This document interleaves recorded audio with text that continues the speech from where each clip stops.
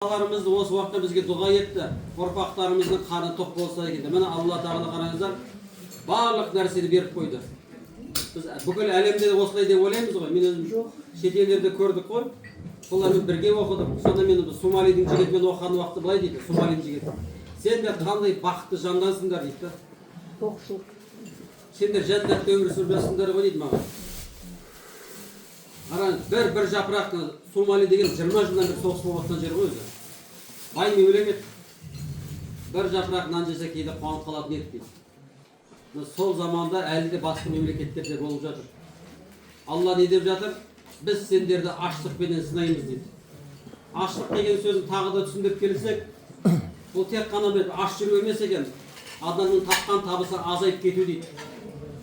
Кейде ақша көп түсуі мүмкін, кейде аз түсуі мүмкін. Немесе жаңа пособиямыз түсіп, пенсиямыз түсіп, оны жоғалтып алуымыз мүмкін ғой. Ұрлап кетуі мүмкін, дұрыс па? Қараңыз, Алла Тағала рызық несібені алып қою да мүмкін.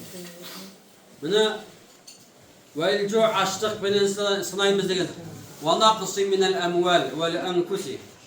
Міне Алла Тағала аяттың арқасында жалғастырып жатыр.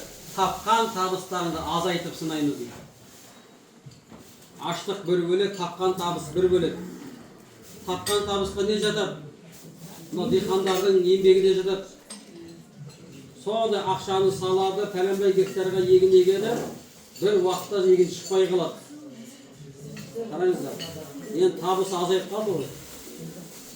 Кейде Алла Тағала оны мол қылып береді, бір аз қандай қылып істегеді, мол болып кетеді да. Мына Алла Тағала адамзаттың өмірінде қалай болатындығын бізге әдемі келтірді. Адамзаттың өмірінде қорқыныш болады, үрей болады, аштық болады, машақат болады, және тапқан табыстары азаяды екен. Уанақсим минал амуал, сендердің тапқан табыстарыңды азайтып біз сынаймыз дейді. Кейде адамда ақшада болмай қалады. Бай болып жүрген азаматтар да бар. Бір мезетте банкрот болып, бүкіл дүниесінен айырылып қалған азаматтар танитында шығарсыздар. Бірақ оны кейде көреміз. Пәленбай мың долларым бар еді, пәленбай миллион долларым бар еді. Жоқ болып кетті, не істеймін деп ішкі жан дүниесін айтатын кісілер бар ғой. Алла не қылды? Дүниені берді. Сол дүниені Алла алып қойды. Сол дүние деген қолымызда әрқашан бола бермейді. Кейде ол қолымызда болып, кейде жоқ болып кетуі мүмкін. Бірақ ең маңыздысы сол қолда сондай пәленбай Алланың дүниесі байлығы болған уақытта біз не істедік деп сұрақ туындайды. Қияметте соны сұрайды.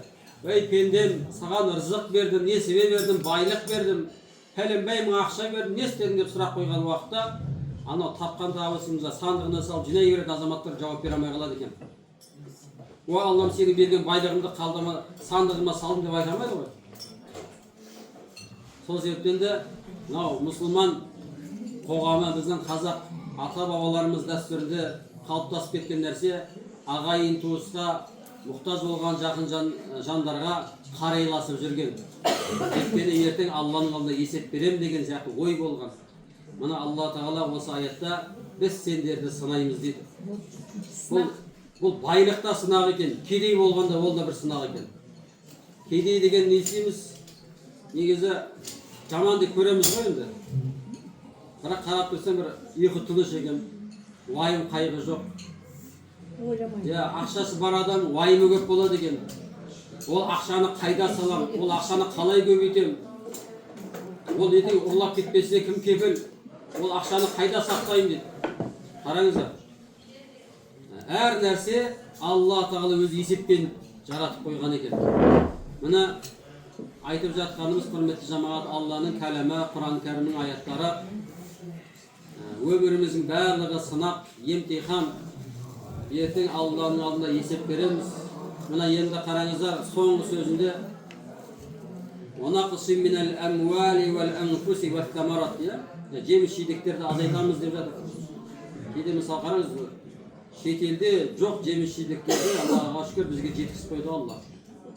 Енді осы жердегі маңызды жүрегімізге, көпшілігімізге ауыр тиетін бір сөз бар.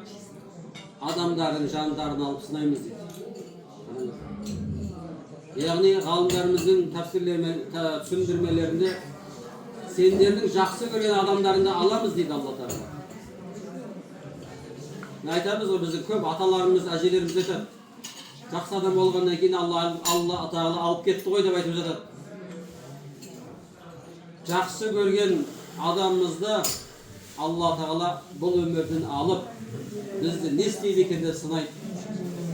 Өйткені аталарымыздың сөздерінде тірі адам тіршілігін жасайды дейді. Ол дегеніміз не?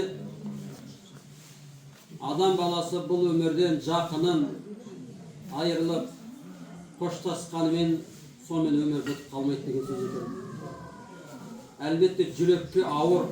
Пайғамбарымыздың сөзі бар ғой, пайғамбарымыздың өзінің бір кішкентай бір риуаятта 2 жасарды келтірсе, бір риуаятта 4 жасарды келтіреді. Соның аралығында кішкентай ғана пайғамбарымыздың ұлы ғой.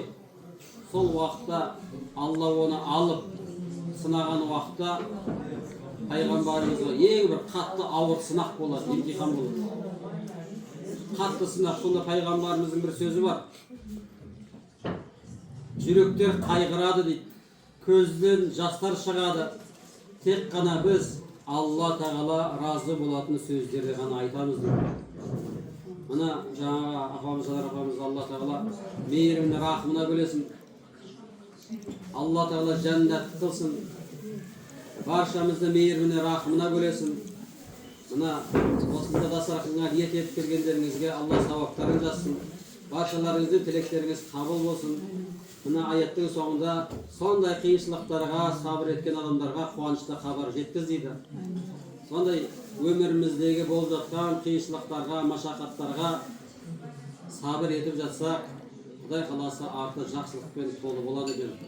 Сол себептен аталарымыздың сөздерінде арты жақсылық болсын, арты қайырлы болсын, арты берекелі болсын деп тілейді ғой. Сол тілектеріміз Алла қабыл етсін. Алла разы болсын. Өте жақсы айттыңыз.